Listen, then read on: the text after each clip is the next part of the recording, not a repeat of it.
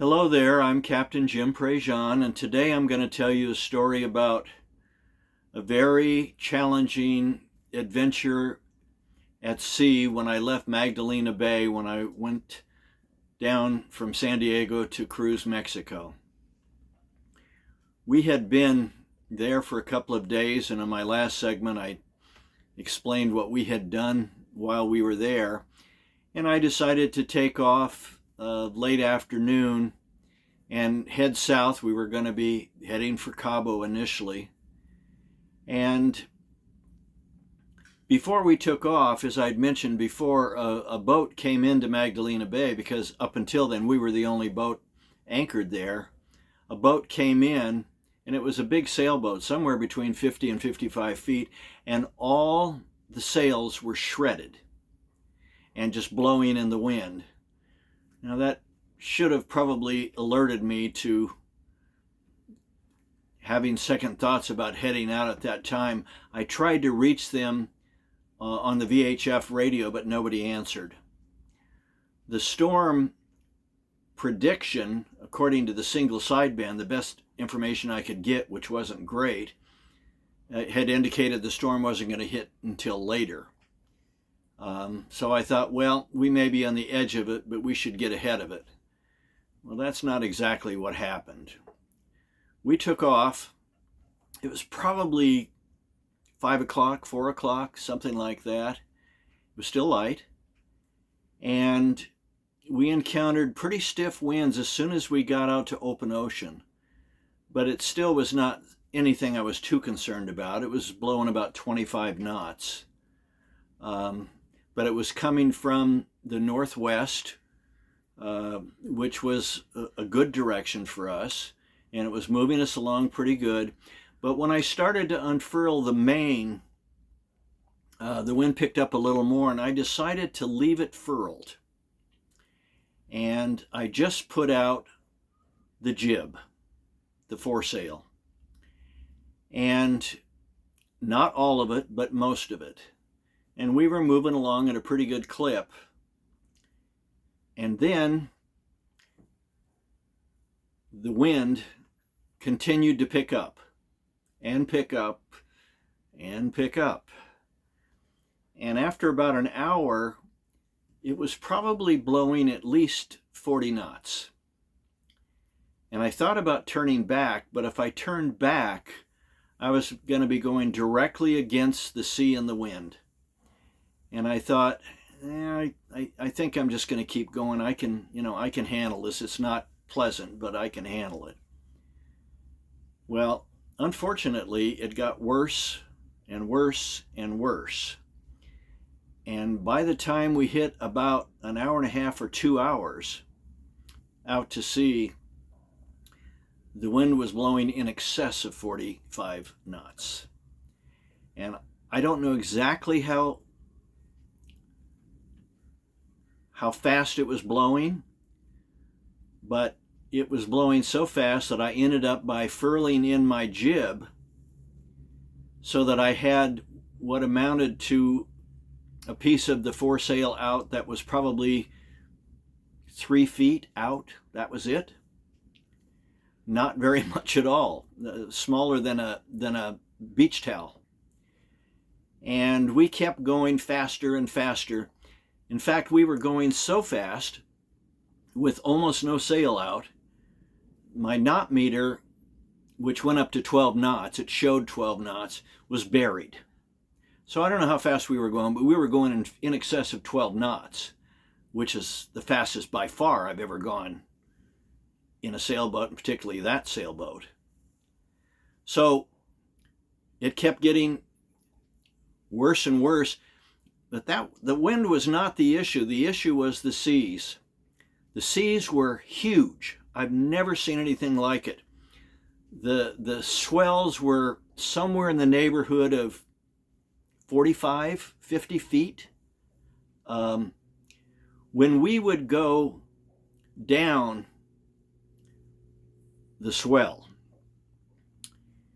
it was much, much taller than the length of the boat, and the boat was 37. And the swells were so close that you couldn't just ride up the other side, which you normally would do. They were so close together that we would pitch pole if we didn't do something to counteract that. And pitch poling in a boat is when you go down a steep slope, a steep wave, the boat is unable to then make it up the other side. It just goes in nose first. And when you pitch pole in those kinds of seas, the boat flips. And when I say flip, I mean flips completely over, upside down. And in those seas, there was no question. That was a recipe for disaster, so you couldn't do it. Then the other thing that happened is after you got out of the bottom of the swell and you looked up, I mean, it looked like a mountain in front of me, and you couldn't sail up the other side. The boat would get about halfway up and then it would fall off. And if I didn't do anything, it would basically fall off, and once again, the boat would flip. So what I had to do is I started the engine, and as I went down the initial slope, I had the engine running, and then when I would hit the other sides to where I would start climbing up over the next part of the swell, I had to have the engine on and I had to power it. So if I didn't power it, I would fall off. I couldn't get up that side of the swell.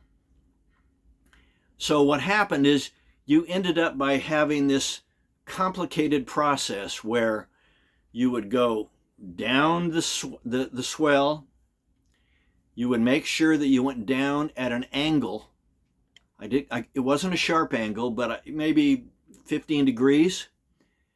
And then the engine was running, and then as you hit the bottom and started to approach where you would have plowed into it, you're at an angle, so then you power it up.